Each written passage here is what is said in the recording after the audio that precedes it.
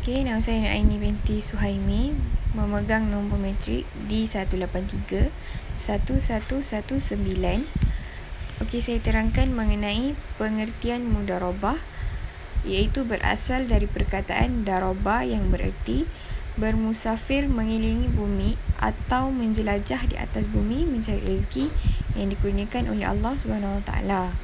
Okey, yang kedua, bererti memukul yang bermaksud memukulkan kaki di atas bumi, sebagaimana proses seseorang pedagang pada masa dahulu hanya berjalan kaki dalam melakukan perniagaan kerana tidak mempunyai kenderaan. Okey, yang bererti operasi bagi setiap perniagaan memerlukan perjalanan, iaitu telah dijelaskan dalam Al-Quran juga, yang berbunyi, dan apabila kamu kepergian di muka bumi, maka tidaklah mengapa kamu mengqasar solatmu. Jika kamu takut diserang oleh orang-orang kafir, sesungguhnya orang-orang kafir itu adalah musuh yang nyata bagimu. Dari surah An-Nisa ayat 4, muka surat 101. Okey, beralih pada muka surat 3, slide ketiga.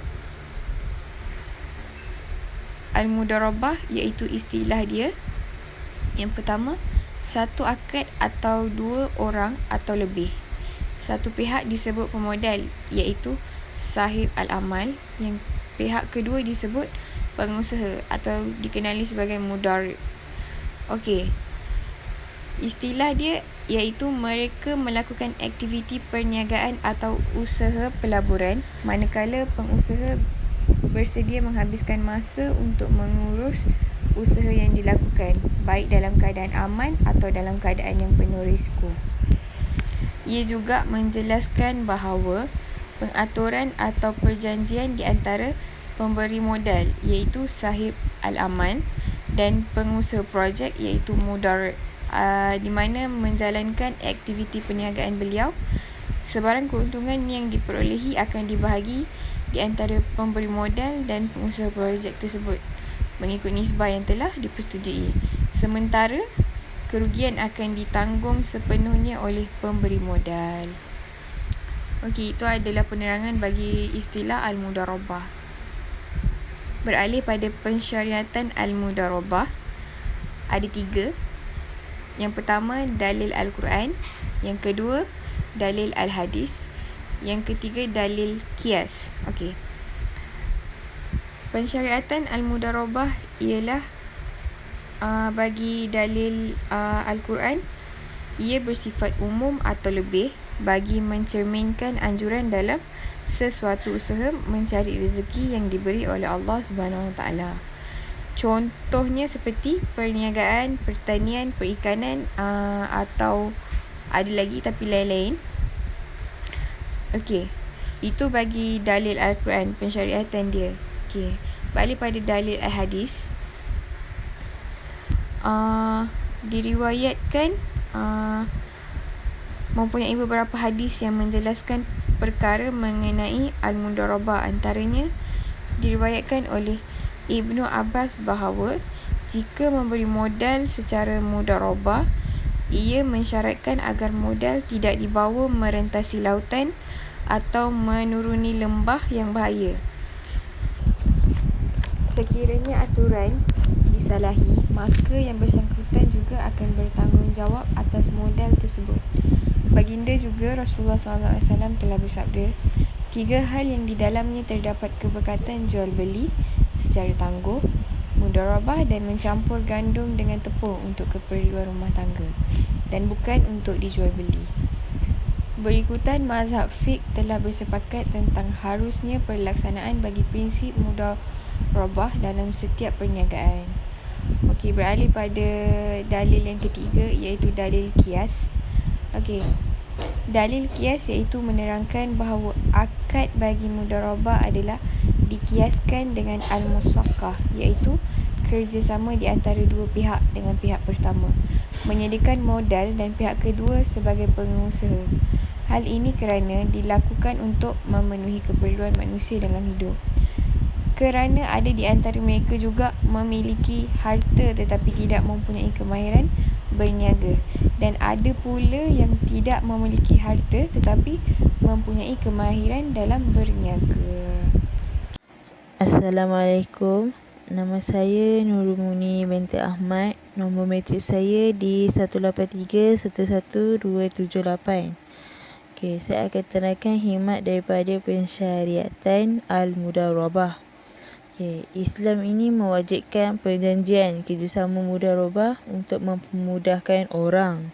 Kerana sebilangan mereka ini mempunyai aset tetapi tidak dapat menguruskannya, dan ada juga tidak dapat memiliki aset tetapi mempunyai kemampuan untuk mengurus dan mengembangkannya.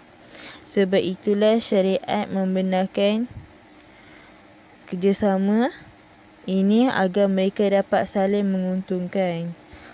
Sahih Al-Mar iaitu adalah pelabur memanfaatkan kepakaran mudharib iaitu pengurus, dan mudharib ni dalam memanfaatkan aset, dan dengan itu kerjasama aset dan amal dapat direalisasikan.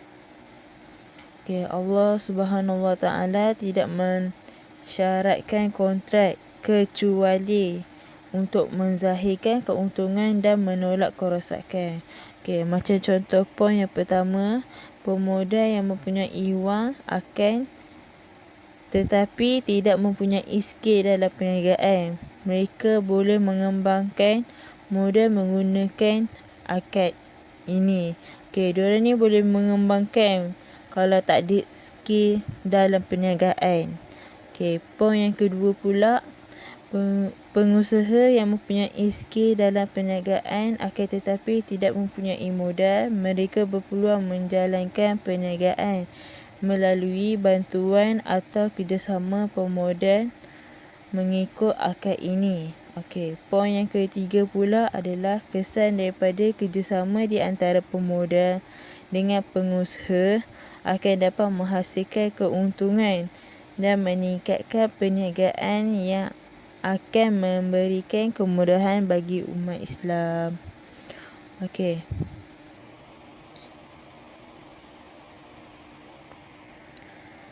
Rukun-rukun Al-Mudharabah.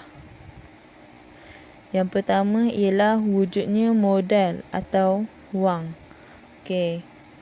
Keperluan yang berkaitan dengan modal ataupun wang merangkumi modal mesti diketahui dengan pasti termasuk jenis mata wang, dan modal ni juga mestilah dalam bentuk tunai. Jika ia berbentuk aset, ia dibenarkan selagi berbentuk barang komersial dan mempunyai nilai ataupun sejarah pada saat memasuki kontrak. Jumlahnya semestinya lah ditentukan dengan jelas pada awal kontrak. Lepas tu modal ni bukan pinjaman ataupun maksudnya hutang lah. Modal selalunya digunakan mengikut syarat kontrak yang dipersetujui. Mengembalikan modal dapat dilakukan pada masa yang sama dengan waktu penyampaian pembahagian keuntungan atau pada akhir tempoh kontrak mudharabah. Poin yang kedua pula, pembahagian peratusan keuntungan yang diperolehi. Keuntungan selalunya ataupun semestinya dibahagikan mengikut perjanjian. Penentuan angka keuntungan dikira dengan peratusan hasil perniagaan yang diuruskan oleh pengurus dana berdasarkan persetujuan kedua-dua pihak. Pemilik dana ni bersedia untuk mengambil risiko kerugian dari modal terurus. Pengurus dana hanya bertanggungjawab untuk jumlah modal yang telah dilaburkan dalam perniagaan dan mempunyai hak untuk memotong kos yang berkaitan dengan perniagaan yang diambil dari modal mudharabah. Poin yang ketiga pula, wujudnya pemodal dan pengusaha. Kegiatan pengusaha ni oleh pengelola ataupun mudharib sebagai pertimbangan ataupun mukabil modal yang disediakan oleh penyedia dana mestilah memperhatikan hal-hal berikut. Kegiatan usaha adalah hak eksklusif mudharib tanpa campur tangan penyedia dana. Tetapi ianya memerlukan hak untuk melakukan pengawasan. Kalau penyedia dana tidak boleh mempersempitkan tindakan pengelola ataupun mudharib, penggunaan rupa yang dapat menghalangi tercapainya tujuan mudharabah iaitu keuntungan. Pengurus tidak boleh menyalahi hukum syariah Islam dalam tindakannya yang berkaitan dengan mudharabah dan harus memerlukan kebiasaan yang berlaku dalam aktiviti itu. Sekian dari saya. Terima kasih. Nama saya Nur Atira binti Muhammad Idi Fitri. Nombor matrik di 183114442. Saya akan membincangkan tentang pembahagian al-mudharabah. Al-mudharabah terbahagi kepada dua, iaitu al-mudharabah al-mutlaqah dan al-mudharabah al-muqayyadah. Pengertian bagi al-mudharabah al-mutlaqah adalah sejenis akad iaitu satu pihak memberikan modal kepada pihak yang lain sebagai pengusaha tanpa memberikan sebarang sekatan ataupun sebarang syarat. Maksudnya adalah nasabah tidak membatasi ke mana sasaran pembiayaan. Ia menyerahkan sepenuhnya kepada bank. Itu adalah mutlaqah. Bagi al-mudharabah al-muqayyadah adalah akad yang memberikan modal atau wang dengan memberikan sekatan atau syarat tertentu. Muqayyadah terbahagi kepada dua, iaitu off balance sheet dan on balance sheet. Bagi off balance sheet adalah yang pertama, bank syariah bertindak sebagai arranger saja dan mendapat fee sebagai arranger. Yang kedua, pencatatan transaksi di bank syariah secara off balance sheet. Yang ketiga adalah bagi hasilnya hanya melibatkan nasabah, investor dan debitor sahaja. Yang terakhir adalah besar bagi hasil sesuai kesepakatan nasabah, investor dan debitor. Bagi mudharabah muqayyadah on balance sheet adalah nasabah investor mensyaratkan sasaran pembayaran dananya seperti untuk pertanian tertentu, properti atau pertambangan sahaja. Yang kedua adalah pencatatan di bank syariah secara on balance sheet.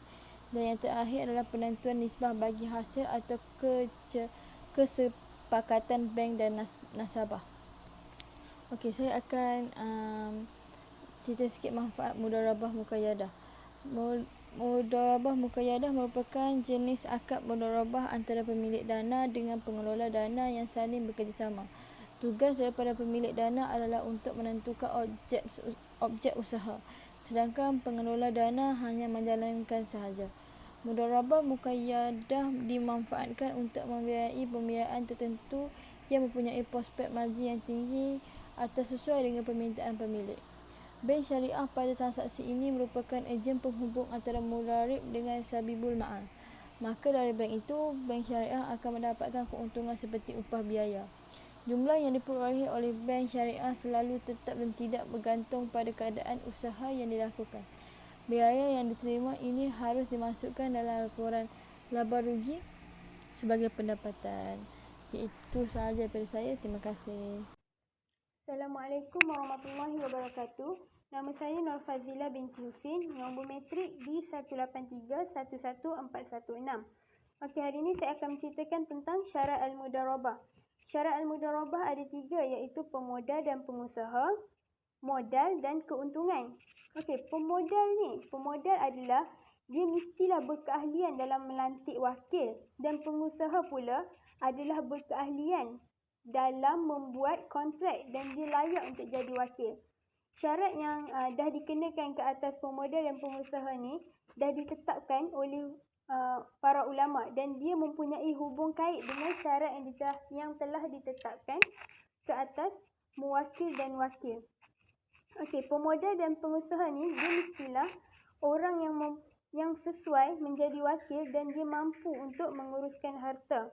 Mazhab Syafi'i berpendapat adalah anak-anak yang masih kecil, dia tak boleh diberi keahlian untuk melantik mereka menjadi wakil kerana tidak sah dalam membuat akad.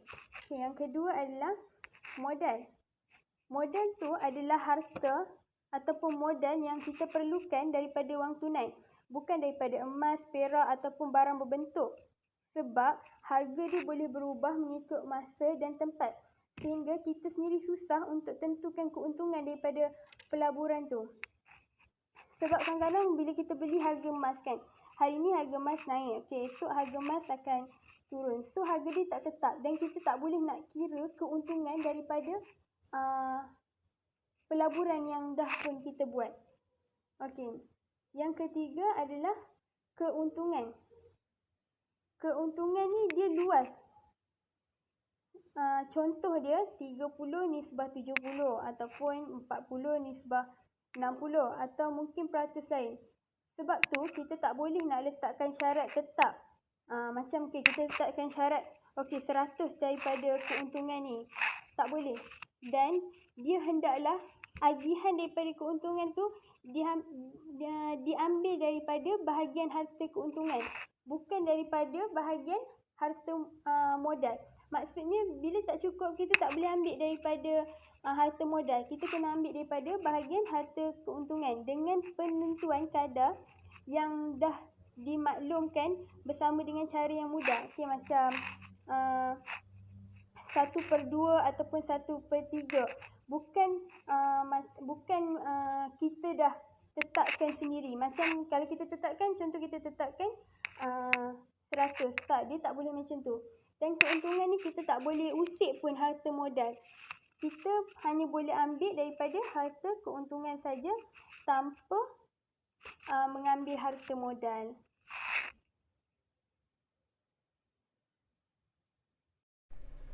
Assalamualaikum warahmatullahi wabarakatuh. Nama saya Muhammad Syafiq Syahmi bin Mahazin. Nombor matrik saya di 17209651. Hari ini saya akan menerangkan tentang mudharabah, iaitu hukum mudharabah. Mudharabah adalah salah satu usaha untuk mencari hajat dari limpah kurnia Allah Subhanallah Ta'ala. Pensyariatan mudharabah terangkum dalam firman Allah Subhanahu wa Ta'ala, iaitu dalam surah Al-Baqarah ayat 198. Wahai orang-orang yang beriman, janganlah kamu makan harta-harta kamu sesama kamu dengan jalan yang salah, tipu, judi dan sebagainya, kecuali dengan jalan perniagaan yang dilakukan secara suka sama suka di antara kamu. Ini kerana mudharabah juga salah satu kaedah dalam melaksanakan aktiviti perniagaan yang dilakukan secara suka sama suka di antara kedua-dua pihak yang berkontrak. Terdapat beberapa hadis yang dijadikan dalil persyaratan mudharabah. Antaranya iaitu hadis yang dikeluarkan oleh Ibnu Majah daripada Suhaib bahawa Rasulullah sallallahu alaihi wasallam bersabda, 3 perkara yang di dalamnya terdapat berkat jualan secara tangguh, muqaradah iaitu mudharabah, dan mencampurkan gandum dengan syair untuk kegunaan di rumah, bukan untuk jualan. Ketika Rasulullah sallallahu alaihi wasallam diutus Allah menjadi seorang rasul, orang ramai masih melakukan perniagaan dengan menggunakan kontrak mudharabah, di mana pada ketika itu Rasulullah sallallahu alaihi wasallam tidaklah mengingkari mereka berkontrak dengan kaedah mudharabah. Ini maknanya Rasulullah sallallahu alaihi wasallam telah menyetujui kaedah mudharabah. Penyetujuan Rasulullah sallallahu alaihi wasallam terhadap suatu perkara merupakan salah satu bentuk dari jenis hadis al-sunnah, iaitu sunnah takriyah, pengakuan, iaitu 23 para tokoh sahabat Rasulullah SAW telah membenarkan keharusan amalan mudharabah, seperti Umar bin Al-Khattab, Ali bin Abi Talib dan sebagainya.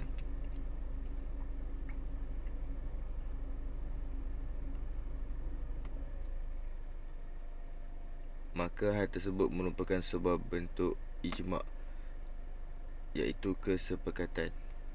Sebagaimana jumlah Ibnu Qudamah dan Al-Bahuti telah meriwayatkan keharusan akad mudharabah secara ijma' daripada Ibnu Al-Mudil.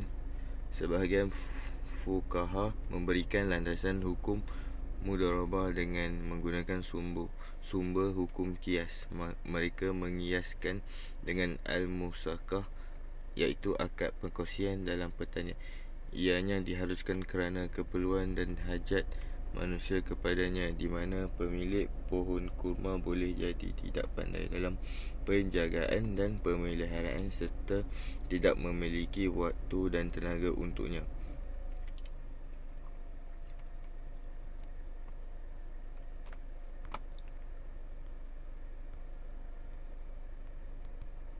Iaitu kita beralih kepada kesan yang terjadi daripada akad mudharabah al-fasidah. Akad mudharabah boleh dihukumkan sah apabila telah terpenuhi seluruh rukun dan syarat-syaratnya yang menyebabkan ianya boleh wujud dengan sempurna. Sedangkan jika salah satu daripada rukun dan syarat tersebut tidak terpenuhi atau terdapat syarat yang bercanggah dengan matlamat akad atau terdapat syarat yang menyebabkan ketidakjelasan keuntungan, maka akad mudharabah ini menjadi rosak. Lahir daripada perkara ini dua persoalan penting yang mesti dijawab, iaitu pertama, apakah yang berhak dimiliki oleh pengusaha dalam kes akad mudharabah yang telah rosak, dan yang kedua, apakah seorang pengusaha wajib menjamin modal mudharabah dalam kes akad mudharabah yang telah rosak. Dan yang terakhir daripada penerangan saya, iaitu pembubaran mudharabah. Pembubaran mudharabah atas kehendak kedua-dua pihak yang berkontrak. Itu yang pertama, iaitu akad mudharabah dikira tamat apabila pemodal dan pengusaha bersepakat untuk membubarkannya, kerana ini hak mereka berdua. Oleh itu, apabila keduanya berkehendak membubarkan kontrak berkenaan dan pada ketika itu modal mudharabah ada tanpa peroleh keuntungan, maka pemilik modal berhak mengambil kembali modalnya. Namun apabila ada keuntungan dalam urusan perniagaan, maka dibahagikan keuntungan tersebut kepada kedua-dua pihak yang berkontrak dengan penentuan yang tidak sepakat bersama.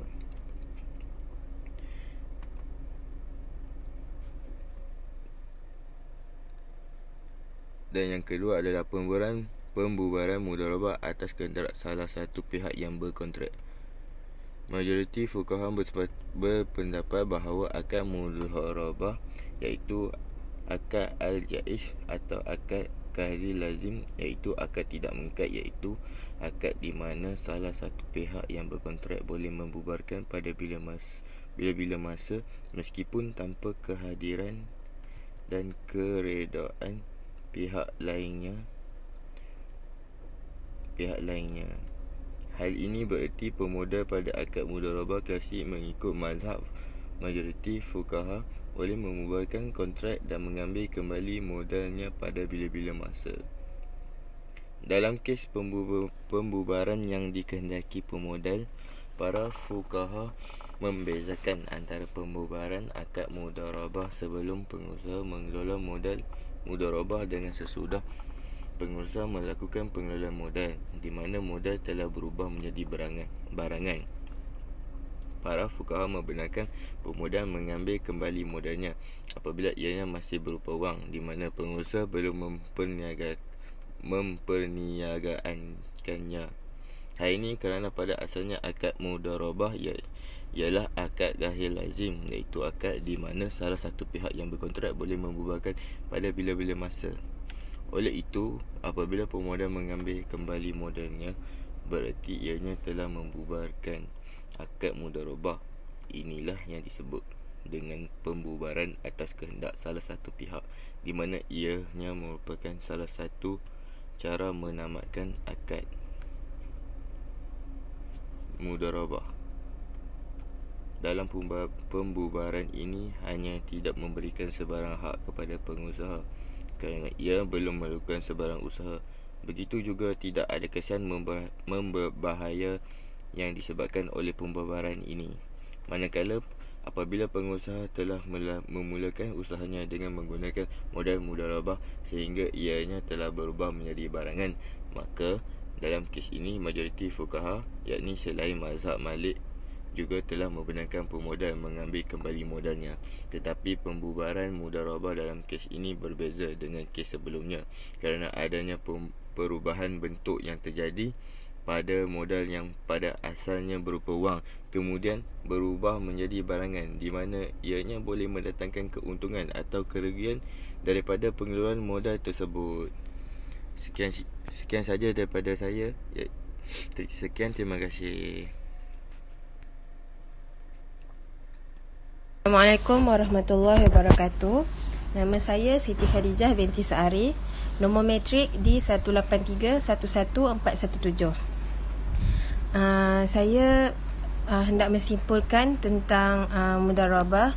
Ini mudharabah di dalam sistem keuangan Islam adalah mengharapkan apa yang telah dapat ditemukan dan juga apa yang dapat dicadangkan serta dapat dikaji dalam kajian ini. Dia dapat memberikan manfaat mengenai aplikasi kontrak mudharabah di dalam sistem keuangan Islam. Selain itu, aplikasi kontrak mudharabah merupakan suatu sistem keuangan Islam di mana salah satu pihak yang berkontrak yang mahir dalam hal urus sistem keuangan supaya dikelola dan dikembangkan sehingga ianya boleh mendatangkan keuntungan yang akan dibahagikan kepada pihak yang berkontrak sesuai dengan kesepakatan bersama. Selain itu, khususnya kepada masyarakat Islam, semua sistem keuangan Islam berdasarkan kontrak mudharabah semestinya mematuhi hukum, peraturan dan piawai yang diterbitkan oleh aplikasi kontrak mudharabah dalam sistem keuangan Islam yang sah. Seperti semua orang tahu, yang ini mudharabah ialah bentuk akad pembiayaan yang akan diberikan kepada nasabah dalam suatu bank. Secara umum, mudharabah dia terbahagi kepada dua jenis, iaitu mudharabah mutalaqah dan mudharabah muqayyadah. Mudharabah ini dalam sistem mudharabah dia dikira sebagai akad dia adalah kerjasama usaha antara dua pihak, di mana pihak pertama menyediakan seluruh modal dan pihak kedua menjadi pengelola. Untung mereka diperbahagi kepada dua. Lepas tu manfaat daripada mudharabah ni, bank akan menikmati peningkatan bagi hasil pada saat keuntungan usaha nasabah meningkat. Akad mudharabah harus berjalan sesuai dengan ketentuan syariah, di mana pengelola harus menjalankan usaha dengan rasa tanggungjawab yang tinggi sesuai dengan prinsip syariah yang berupaya agar usahanya tidak jadi rugilah. Lepas tu ada beberapa akibat yang menyebabkan kerugian, iaitu risiko bisnes disebabkan musibah ataupun bencana alam, dan ketiga adalah kelalaian ataupun penyimpangan yang dilakukan oleh si pengelola. Bila terjadinya kerugian ni disebabkan bisnes dan bencana alam, maka kerugian tersebut ditanggung sepenuhnya oleh si pemilik modal. Maksudnya orang yang keluarkan modal tu dia yang tanggung sepenuhnya bila rugi tu. Lepas tu kalau kerugian terjadi atas sebab kelalaian ataupun penyimpangan yang sengaja dilakukan oleh si pengelola, maka kerugian itu harus ditanggung oleh si mudarib sepenuhnya dan modal yang diberikan harus dikembalikan oleh mudarib sepenuhnya. Lepas tu oleh itu dia akan memperkecilkan kesempatan daripada terjadinya kerugian yang disebabkan oleh kelalaian ataupun penyimpangan yang dilakukan oleh mudarib atau si pengelola. Maka syahibul mal harus dapat membuat aturan atau peringatan yang dapat mengurangi kesempatan mudarib untuk melakukan tindakan yang merugikan. Pembiayaan mudharabah dipengaruhi oleh faktor langsung dan faktor tidak langsung. Adapun tujuan akhir dari